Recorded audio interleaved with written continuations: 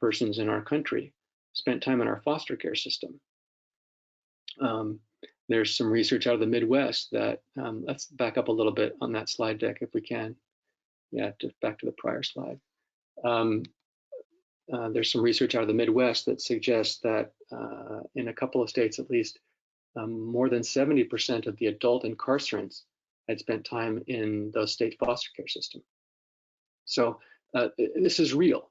If we want to deal with those very expensive and traumatizing adult challenges, adult sector challenges, we should really be investing in upstream fixes, if you will, to the services that have been historically ineffective. And so it's really, more concretely, the outcomes of good FFPSA design and implementation will be evident way beyond the vision of the courts and the child welfare system. By implementing FFPSA in a thoughtful, integrative way and leveraging all the other resources that are connected in and around the welfare system through its behavioral health partnerships and its special ed partnerships, et cetera, we will be solving problems that are vastly more expensive on the community level. All right, next slide then. Great. So here is where this gets, I'll try to illustrate the concreteness of this. If in the FFPSA practice model component areas, and I think some of you have dug in, of course, to FFPSA enough to know, here's one of the invitations within the federal guidance. They suggest that if a practice model that's chosen exists in a particular state or county jurisdiction, they want to challenge the drafters of the local FFPSA plan to identify how that model is supported by local interventions and what that practice model is going to do. If that practice model is evident, what enhancements or modifications are going to be needed to it to implement the provision. And one more click for us. Janae will show, yeah. So the connectivity then in California is, if you're familiar with that Assembly Bill 2083 Memorandum of Understanding template, if you're in a county system, you know that Part 2 of that system, I believe it's Part 2, although sometimes those things get rearranged, invites us to, on an interagency basis, implement the state's integrated core practice model. So I hope it's clear then that by thoughtfully and authentically implementing the state's MOU under 2083, you've got a container for FFPSA. This is just one of numerous ways that the Assembly Bill 2083 MOU template and the obligation or opportunity on counties serves as a vehicle for coordinating and capturing the more detailed work that's required by FFPSA.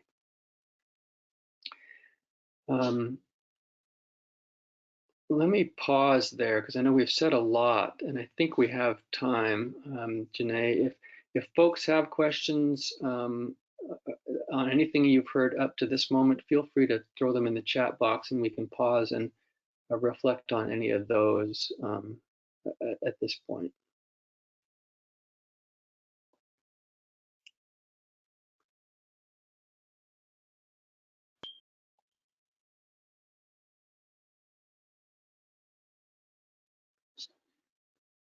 All right, let's go ahead and advance the slide deck.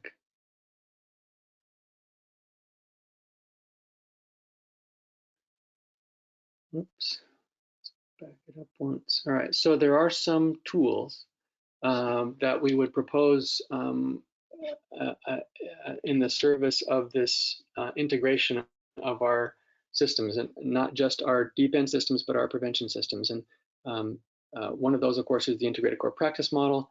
And I've made reference this morning to the Assembly Bill 2083 and the system of care memorandum that's now obligated onto counties. And of course, continuum of care is another significant leverage point in the last few years.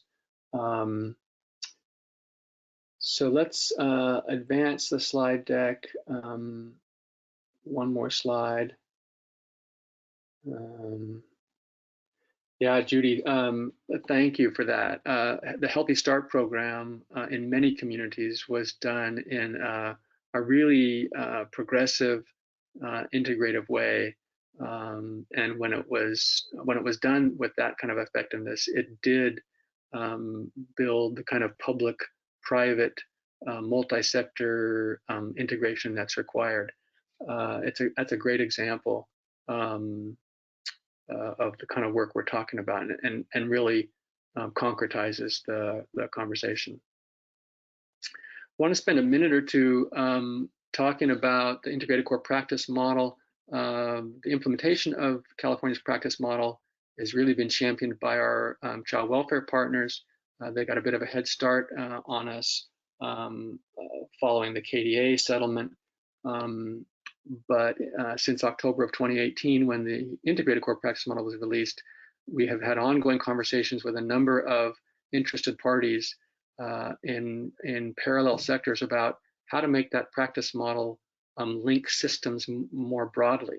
And so what you see here is a graphic that's intended to capture how multiple sectors can effectively leverage the integrated core practice model. And while it's a practice model that initially was legally obligated on the state underneath KDA, just on the welfare and mental health authorities for children. Obviously, probation fits in there for kids in foster care, but we have had in the last 15 months, and a couple of you have been involved in these conversations, we've had really thoughtful conversations intended on redesigning and reinvigorating the integrated core practice model to apply not just to behavioral health, welfare, and probation, but to apply to education service sectors, community-based organizations, specifically our residential care providers and STRTPs, our regional centers and the providers of intellectual disabilities and developmental disability services. We want the integrated core practice model to reflect the voice of youth and parents. And specific to our conversation today, we had a really fantastic group of subject matter experts who met last summer and fall and really invigorated some content language to support ICPM and its connectivity to prevention services and our Family Resource Center based work. So while the pandemic has kind of hijacked the energy in the last few months for the timeline on delivering an updated integrated core practice model for California's children and youth, I'm confident that towards the end of 2020 or early 2021, there'll be a re-release of the ICPM, a third version, if you will, post KDA, and it's a document that hopefully nearly any child-serving, youth-serving professional or organization will find value in it, as it'll resonate to just about anyone that touches the life of a kid in the system. So the ICPM is really a framework. It's got the values, principles, and practice behaviors, most importantly, the practice behaviors that build that kind of authentic engagement, a focus on family voice and choice, and thoughtful transitional practices that will greatly enhance the outcomes of our care. And so ICPM is a critical tool. Next slide.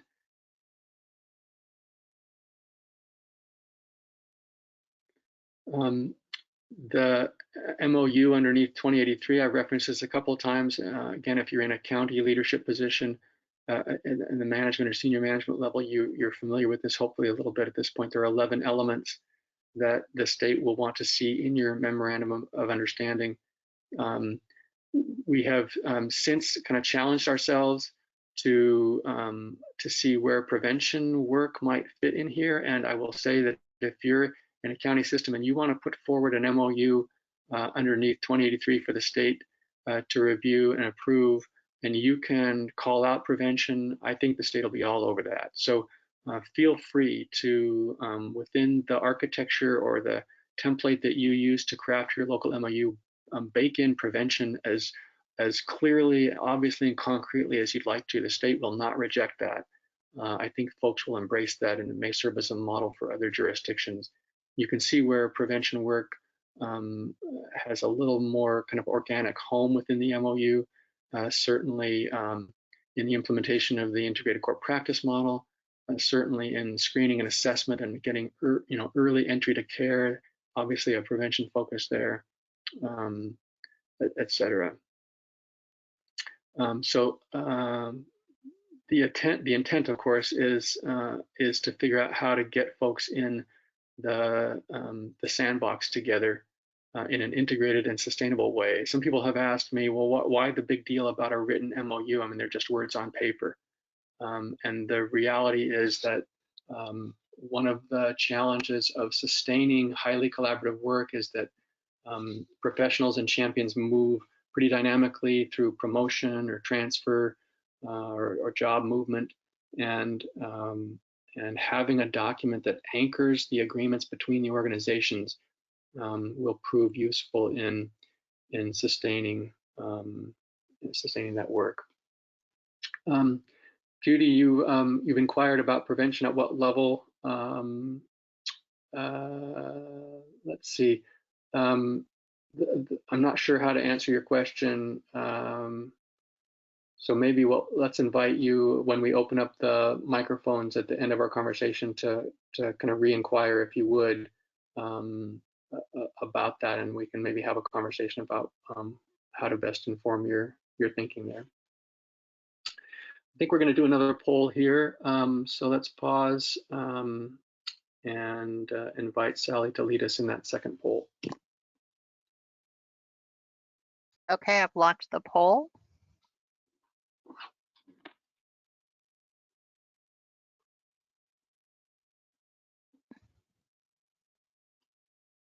So this is a simple inquiry about whether or not you're having conversations about your system of care MOU underneath the Assembly Bill 2083. Love to get a quick sense as to if that's true for you, and if you don't know, that's cool too.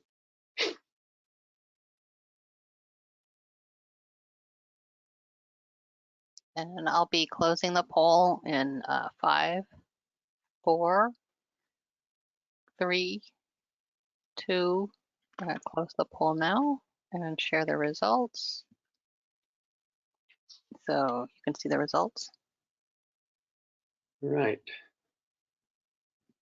So given our audience, not surprising that some of us might be unaware about that county MOU status. So that's okay. If you are a participant today or an attendee and you work in senior management for either the children's welfare, children's mental health, juvenile probation, Office of Education, or a regional center, and you don't know about it, that would be concerning to me. But if you're in a prevention community-based sector adjacent to those major public systems on the county side, it's perfectly okay if you're unaware. So appreciate your taking the time to respond to that. All right, let's advance one here. We're going to get to the blueprint. Oh yeah, let me tell you the story about where I first learned early in life about the value of being in a shared sandbox together. This the photo of this palm tree comes from Harwood Avenue in the Rockridge area of Oakland. I grew up there in a ethnically diverse neighborhood, lots of kids, lots of families. This was 1965. And that palm tree, before those little shoots and the greenery there at the base were planted and started coming up, that was filled with sand. And it was just sand, no plants. And that little sign there with the arrow, that wasn't there either. But we would bring our toys, our matchboxes and our Tonka trucks down every day, and we would build things together in this sandbox around the base of this palm tree. And one day, one of my friends said, "We need to dig a trench." And so we looked at our Tonka truck there, and I had one of those Tonkas, those backhoes, but those of you that know Tonka trucks remember that this was the most fragile of all the Tonka trucks because the string that was used to mobilize and activate the simple hydraulics of that backhoe, it broke within a matter of hours, days, if not hours, from when you brought that Tonka truck, that backhoe home. And so it was pretty useless unless you wanted to manually use it, and it just wasn't that fun. And so give us the next slide, Janae. So what I thought to myself, I ran home with my 5-year-old legs thinking, you know, my mother loves ice cream and she's got a pantry full of ice cream scoops. And so I snagged one of Mom's favorite ice cream scoops. Give us the next slide. And it was one with the red handle. And I ran back to the Sandbox, and we dug a couple of trenches and did whatever we were doing with it. And then I tossed it aside like every distracted 5-year-old does. And a moment or two later turned around, and one of my friends had taken that backhoe ice cream scoop and they'd stuck it in the ground at the end of a street. And they stuck it on its bottom so it was standing upright in the sand. And I looked at him, I said, "What are you doing with my backhoe?" And he looked at me and he said, "It's a stop sign now."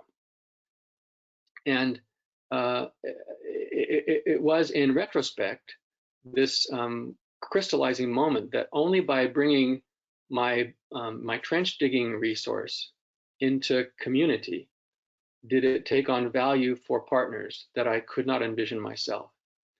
For me, it was a simple ice cream scoop and a trench digger. But for my partners, it took on utility that I could not have imagined. So it was an early moment of insight for me that when we leverage our tools and our resources with our partners, they are maximally effective. All right. There are systemic outcomes that are present when we effectively link our systems, both prevention and otherwise. Everybody benefits from a reduced cost, and counties get to reinvigorate upstream systems. There's a boatload of research out of the Substance Abuse Mental Health Services Administration that in jurisdictions where a system of care has been matured, that within a matter of years, the return on investment is measurable in many, many ways. Aligning our systems also builds clarity of mission and purpose. We recognize where all of our work dovetails, and it really creates a synchrony on the dance floor for executives. And most importantly, from a prevention standpoint, is an FFPSA is the primary example of this, is that when we do see cost avoidance, we get upstream with that reinvestment, and then we can further shut down the pipeline into our more deep end and traumatizing services, if you will. All right. Here's a quick look at some of that SAMHSA-based research, where county and states have now for 35, 36 years been doing highly integrated, highly collaborative work. These are some of the outcomes, and you'll note the power in some of these. I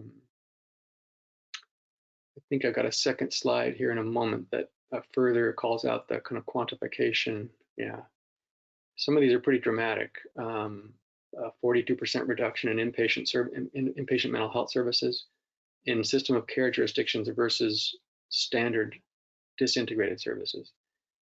When you're thinking about prevention services, you think about those emergency room doctors who are and nurses who are often babysitting our kids because we can't find placement for them when they're in psychological crisis or psychiatric crisis.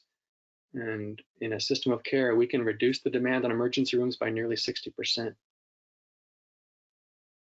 And you think about the pipeline to adult incarceration in a system of care community, 40% reduction in likelihood for arrest in a system of care community.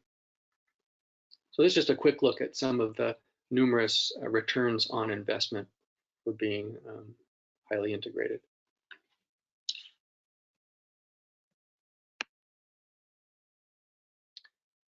All right, let's do a couple of quick examples. I'll try not to belabor this. Let me check in. Janae, how am I doing on time?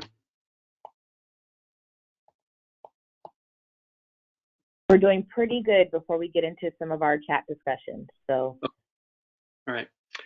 I think we got two examples here. The first comes from Placer County, where they have now for, I don't know, 10, 12 years been effectively leveraging federal Juvenile Justice Crime Prevention Act dollars. So these are prevention monies that come to the probation authority.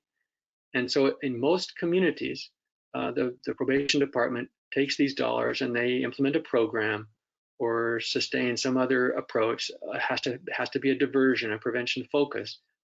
But in Placer, they took this relatively unique approach with a community partner, a community-based organization at Koinonia Family Services, and they leveraged the use of the County Mental Health's SAMHSA dollars. These are the ongoing SAMHSA monies that counties get. And the Child Welfare Authority, of course, is a system of care in Placer, so they're all under a single umbrella. So it was relatively easy to recognize these points of a nexus, if you will. But they took a child welfare supervisor who's paid with federal 4E child welfare dollars and used a bit of time from that person, and then some in-kind supports from the provider, the contractor. And they built what they call a crisis resolution center, the CRC. And it's a 30-day, 24-hour residential diversion setting. So these are pre-adjudication kids. You do not have to be in foster care. In fact, you're not eligible for this service if you have an open delinquency or dependency case. The total budget is around $600,000 per year. They serve 110 kids, so approximate cost of about $5,500. After you throw in the in-kind, it's closer to $600,000 for total budget. And they have, over a now 12-year period, diverted 97% of these youth from system penetration.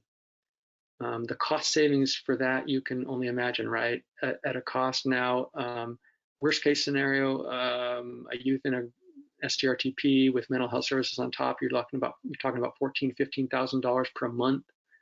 If they spend even 4 or 5 months in foster care, you're talking about $75,000 potentially per youth. And if you divert 97% of those, your county cost avoidance is phenomenal. And the great thing about this model is that while the family is, a young person spends up to 30 days in the diversion setting there in a 24-hour setting with a residential mom and pop, they are required, the family's required to start family therapy, and they get an evidence-based family intervention. And the vast majority, 50% at least, do follow up on that care into some longer term family intervention. So it's a really healthy model and a really creative way to use federal prevention dollars. Let's look at the Monterey example. The second example comes out of Monterey County. It's a partnership between their behavioral health and child welfare partners, and they call it, can't remember exactly what they call it, the Family Resource Partnership, I think, or Monterey County START. And you can see here the fundamental elements of this. They fund it jointly with early prevention, screening, diagnosis, and treatment dollars. These are federal Medi-Cal dollars. They match that, of course, with child welfare realignment. And the target group for this is 0 to 5 kids who've been exposed to substance use disordered challenges within their bio families. They may have other high risk factors. And I don't have recent outcomes from Monterey, so I need to circle back to them and see what their latest annual reports are. But it's just another example of how early interventive services, prevention services, can be leveraged and should be leveraged by multiple partners in a local jurisdiction to keep kids out of deeper end services. That's a quick look at Monterey. All right, we're going to stop the PowerPoint, and Janae is going to pull up the crosswalk document, and we'll walk you through this really briefly and talk about how it might be a tool to support local planning conversations.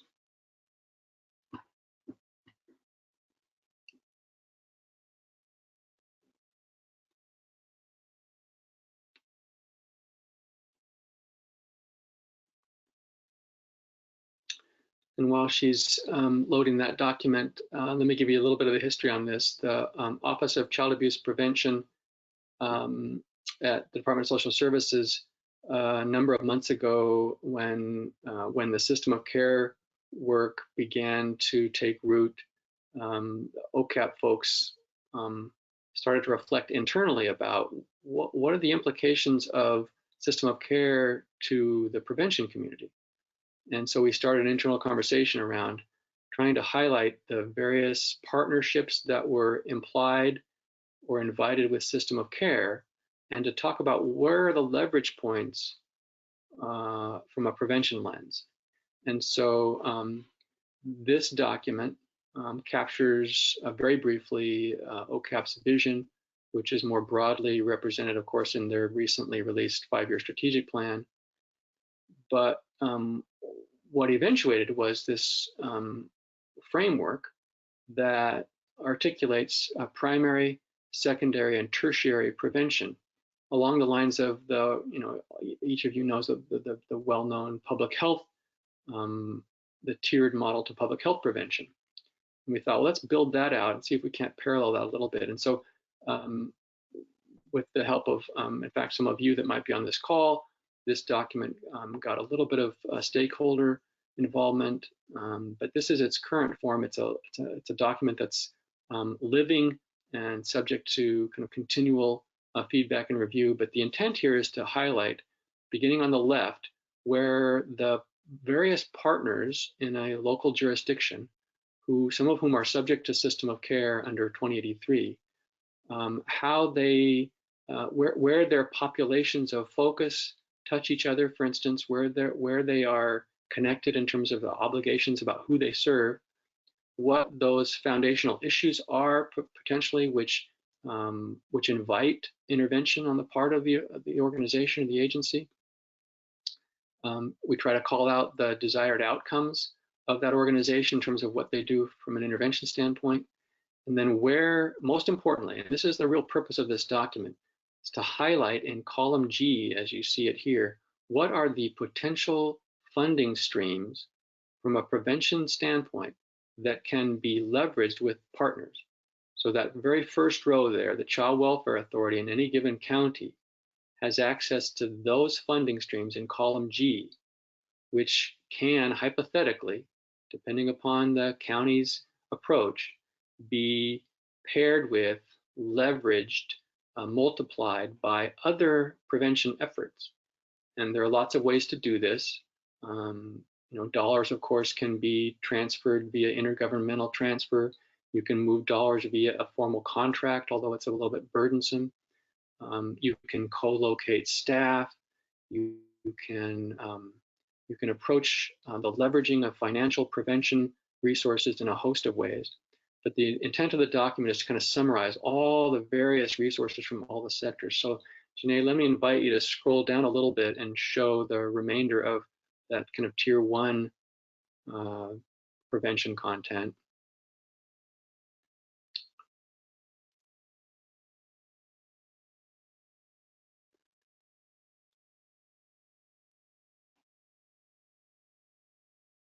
Looks like we're having a little bit of a delay with the document movement.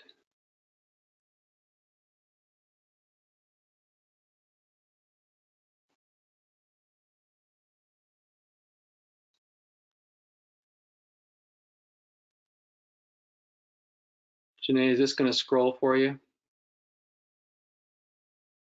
Looks like it's taking its time with scrolling, but I do want to let everyone know that I can send this information out after our learning community, as well as the report from the Robert Wood Johnson Foundation. That's great. So, thank you. Of course.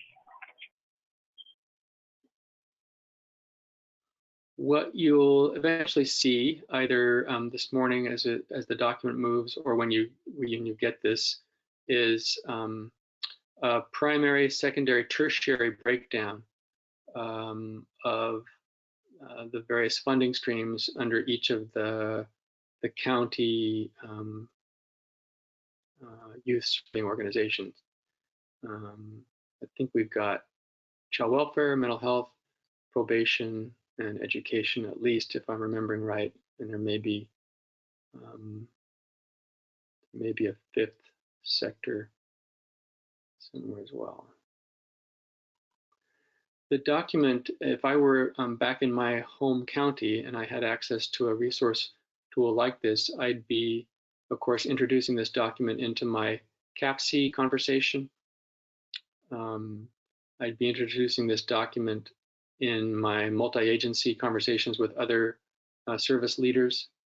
I would certainly be taking this document to my Mental Health Services Act behavioral health partners as they make their triennial plan revisions, making sure we're leveraging the PEI dollars. I would be taking this document to my local control funding formula, or LCAP, planning partners in the school districts to help them recognize the opportunities for Nexus and where we can connect services, reduce redundancies, and save costs, and most importantly, synchronize our prevention services for kids and families in our community. So it looks like the document's not going to scroll for us. Janae, thank you for trying. Appreciate that. But we'll get this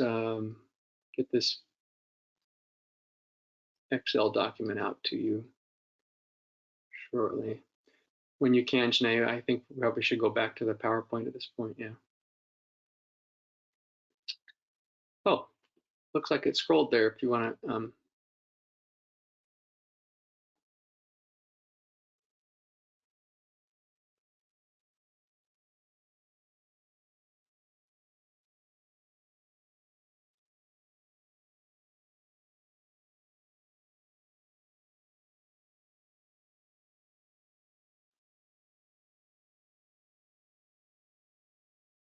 I appreciate your patience as we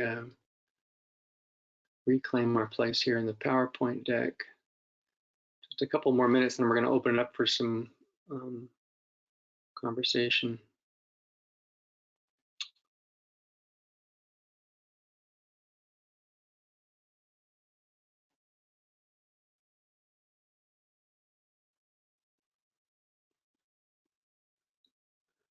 All right.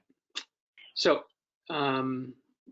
these are some questions that might be useful, not just in your local conversations, but helpful for us to ponder on a little bit together. So if we can unmute everybody, given the relatively small numbers this morning, why don't we unmute everybody and just invite reflection, observation, or inquiry on any of these or other questions.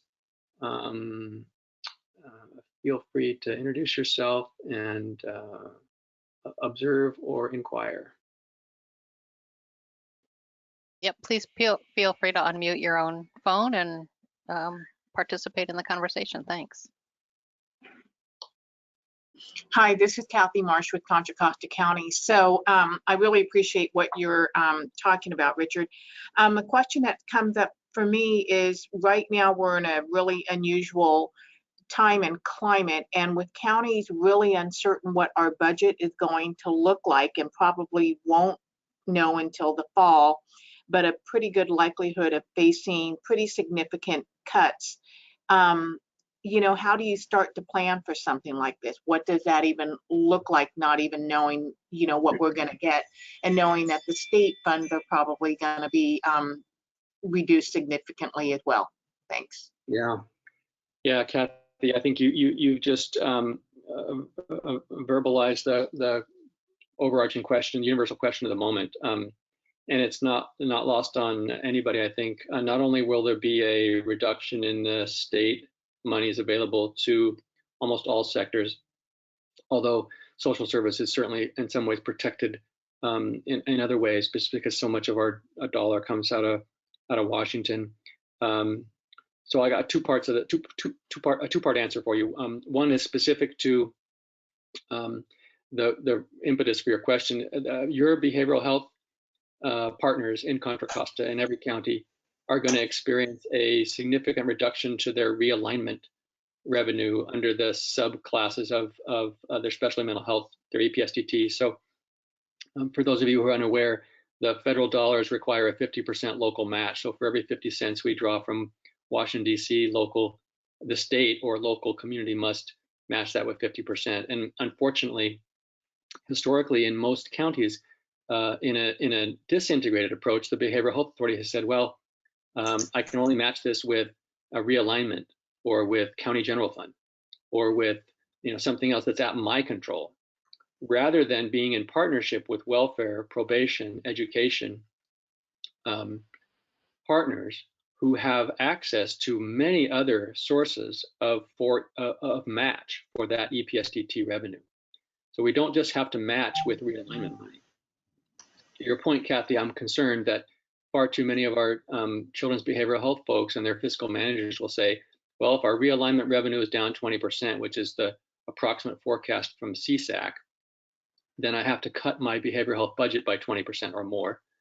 And it's just not true. It's a myth. And your question really invites us to understand that really the purpose of this conversation and others like it is to make sure that we're connected to each other in some way, so that we can say, hey, you don't have to cut all that behavioral health capacity.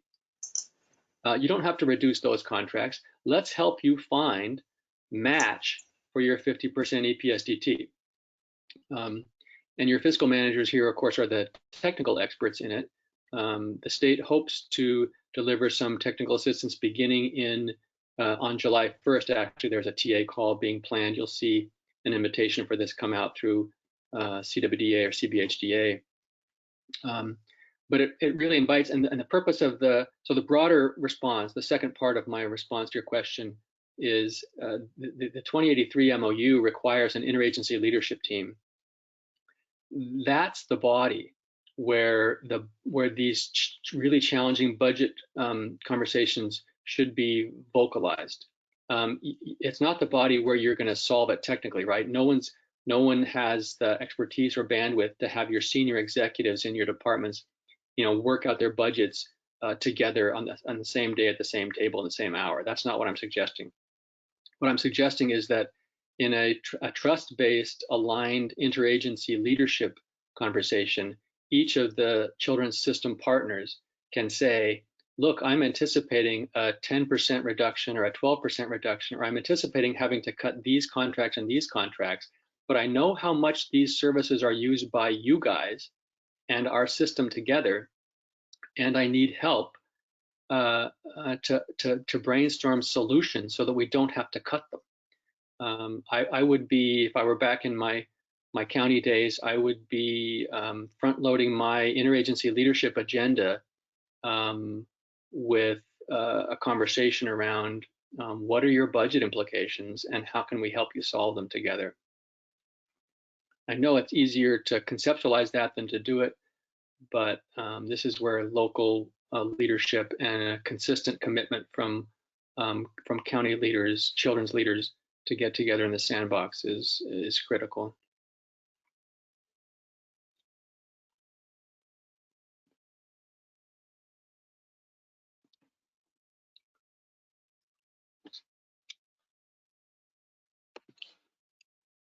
Let's see, Judy, you had asked a question earlier in chat about prevention at what level. Can you re-ask if you'd like, or elaborate a little bit upon what your inquiry is?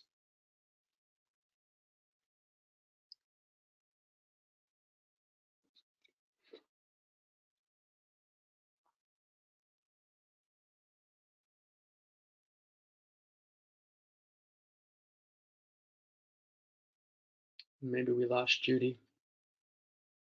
Hi, I'm sorry. I was trying to unmute. Okay. All of these little barriers to communication here. Thank you, Richard. This has been really enlightening and really helpful. And, one of the things that comes up for me is, why is it, why are there so many barriers to this? It seems like it's the way to do our work together. But I think my question about prevention was, who's the target for the work when we're talking about the Families First Act, and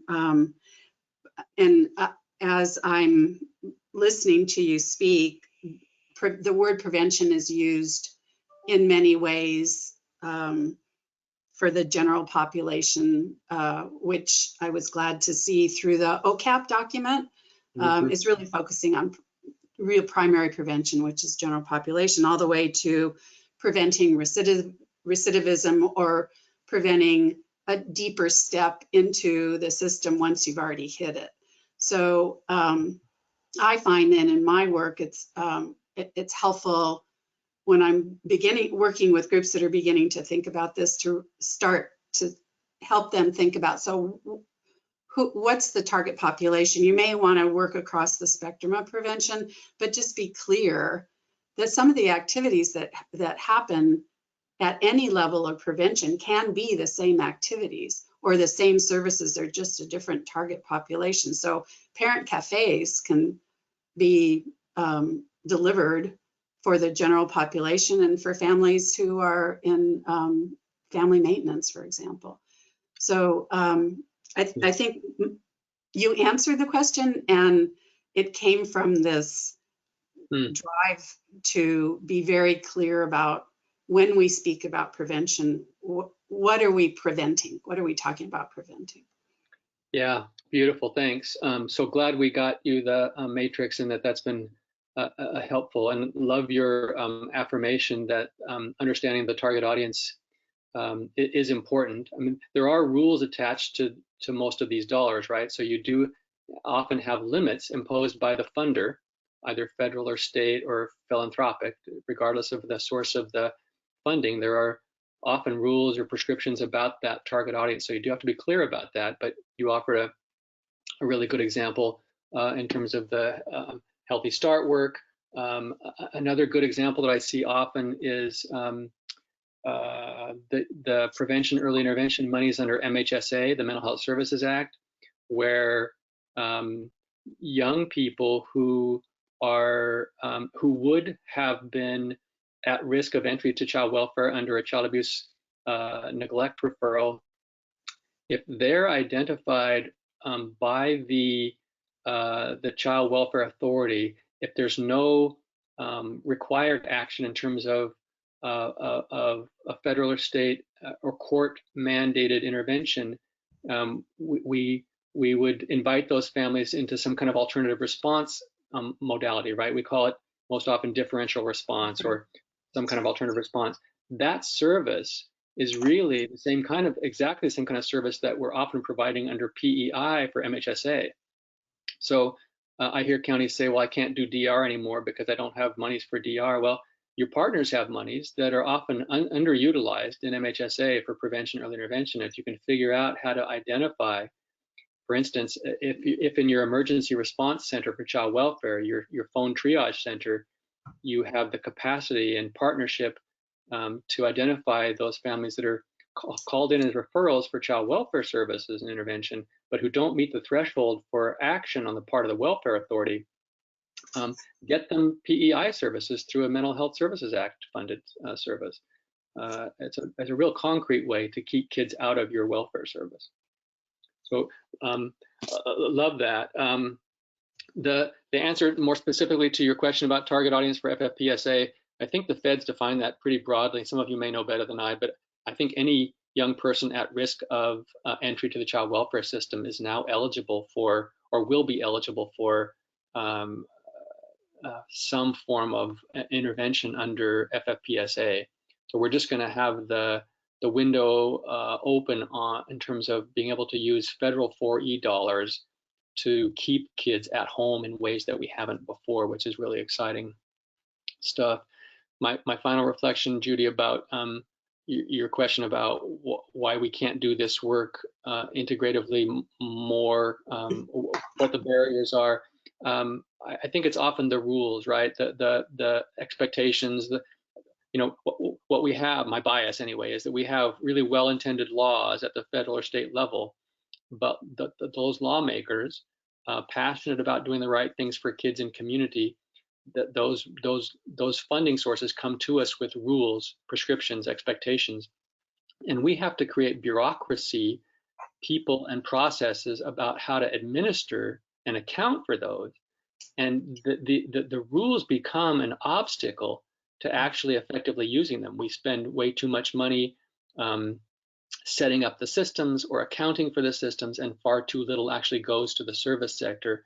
And by the time we get locked into that administrative operational design and use of those dollars, we've just forgotten to have the conversation about, well, how does this impact other folks? We just get so preoccupied with the compliance, if you will, that we forget that the relationships are actually the target of the intent of the service.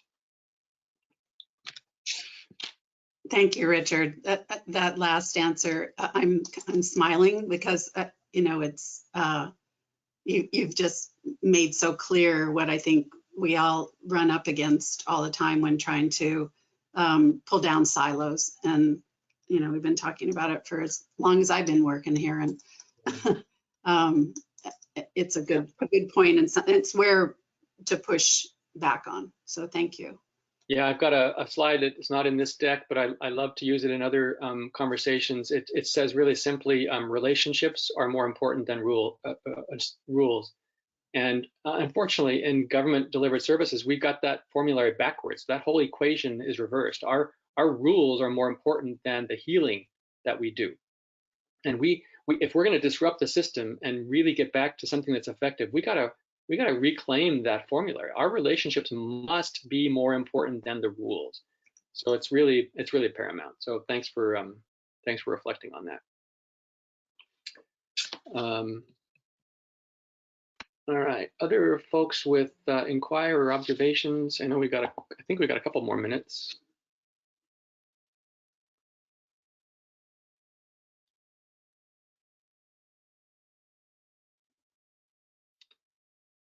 And if not, Janae, go ahead and advance, I think, one more slide with just some really quick, I'll just spend a moment or two on some recommendations. And I'll just say as a caveat to this, I'm confident many of you are probably already doing these or similar kinds of things, but some things that have proven effective, if you don't have an interagency prevention collaborative,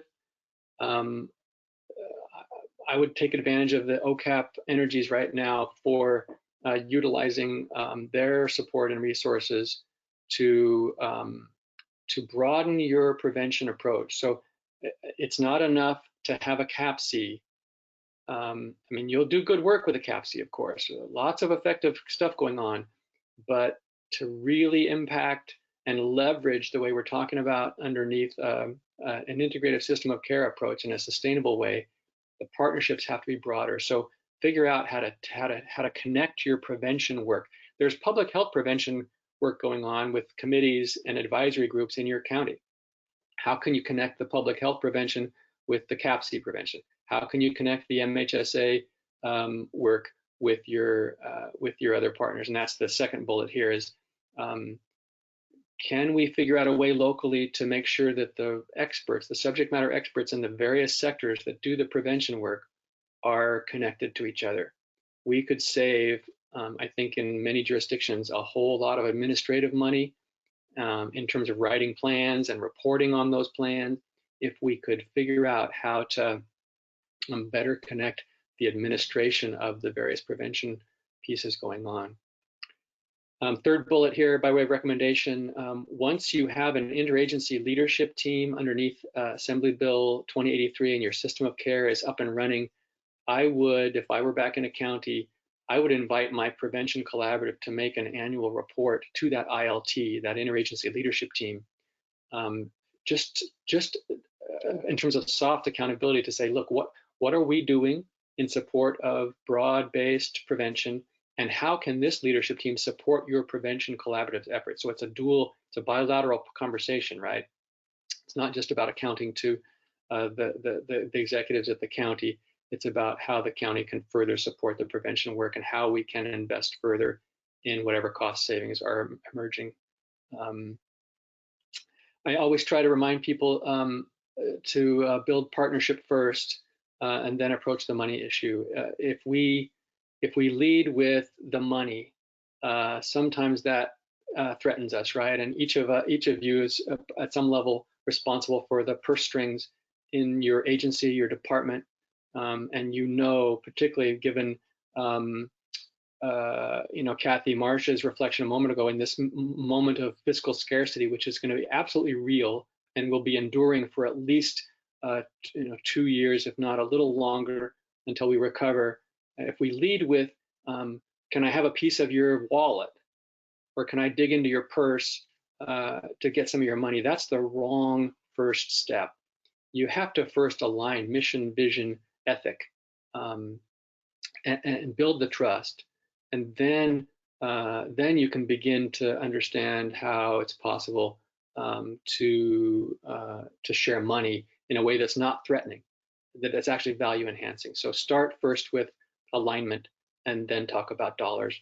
And then when you do go into a new sandbox with partners, when you're invited in or when you invite others in, don't go empty-handed. Take a matchbox, take a Tonka truck, take a ice cream scoop, take something.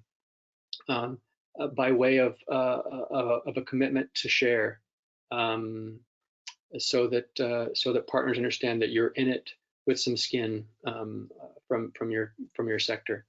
It's always a useful practice. So I think that kind of wraps up the comments that I had framed up. Love the affirmation, Judy, around utilizing a thoughtful methodology along the lines of PDSA. That's fantastic. It's always a good way to frame it. Appreciate that. With that, I'll sum up and turn back to Janae with appreciation for your invitation to me today to share some time with you. So thank you very, very much. You are very welcome, Richard. Thank you so much for taking the time. This has been so informative. I know that I have a couple of recaps. Anyone else, please, you can unmute yourself or even write it in the chat. But I mean, your points on authentic teaming. We all know that it starts with relationship, but that is just so validating and really exciting to hear that we continue to say that out loud. Relationships over rules, connecting prevention work, bringing something to the sandbox, build your partnerships first and then talk about the money. I mean, so much of what you had to say today, I think we can all really digest that and move it forward in our work. And so thank you again for your time. I know that I've been getting a lot of messages that this is great. This has been a great discussion. So again, just want to thank you. And also, you could definitely stay on with us if you like. If there's any other questions that anyone has for Richard, please ask now, or we can make sure to, connect you and connect you and build that relationship in the future if anything comes our way too. So with that, we will move into our remaining conversation. Sorry about that. Okay, we have our next, looks like we have to, first I'll look at the chat box here. Thank you, Richard. We just have some thank yous to you again, Richard. So we have our next learning community coming up on June the 17th, and we have a poll coming up. And then I'll turn it over to Sally to start us off with that poll. Okay, I've launched the poll about the question about attending on the June 17th learning community.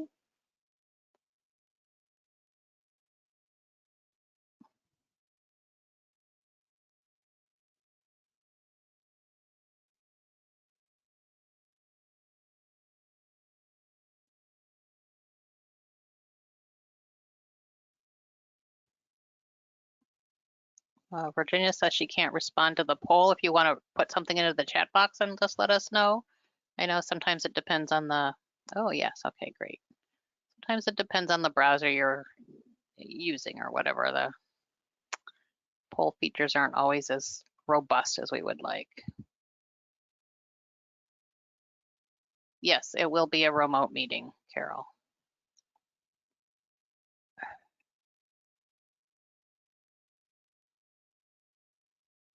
Okay, I'll close the poll in 5, 4, 3, 2, and close the poll and share the results. 86% said yes, and 14% said I'm not sure yet. So Janae, I'll hand it back to you, and the PowerPoint is now showing again. Okay, well, yay, 86%. Thank you. And I just want to echo, the next learning community is our final learning community, and it's really focusing on stakeholder alignment and agency collaboration, which Richard did a great job of really setting the tone for even our next learning community, because as we know, if those relationships aren't there, if that, if that alignment is not there, then there's not much you can do in partnership, right? So he really helped to give us a great foundation, even moving into our next and our final learning community. So I'll move us to our next slide. So here's some updates for on learning communities, and I'd love to reach out to Michael and let him unmute himself and kind of speak to us all about what strategies has to come after July 1st.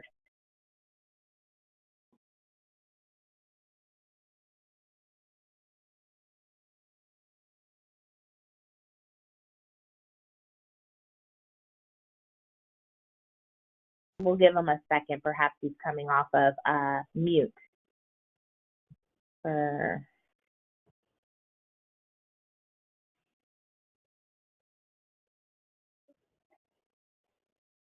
Well, in case he's coming off from mute, I will just definitely start us off. I just want to thank everyone again for doing this virtually. I know it's very different than our traditional learning community setting, but even still, I feel like we've been able to walk away with a very rich discussion and conversation. So after July 1st, Strategy 2.0 becomes Strategies TA. And it's really focusing on regional conversations and focus back on those county prevention plans that we even heard Richard talk about earlier. And so the conversation will definitely change, but the support with strategies will look different, but it'll still be there. So definitely stay connected with other local CAPCs and your FRCs and child welfare systems. That's another great way to stay connected to the great prevention work that's happening. As I mentioned earlier today, I'm connected with the Contra Costa Child Abuse Prevention Council, and so there's many opportunities in your own communities to stay connected to the issues. But again, after July 1st, Strategies 2.0 is becoming Strategies TA. And looks like Michael is here, so I can definitely let him give a little bit more information, but I wanted to let you all know that before we end today. Over to you, Michael.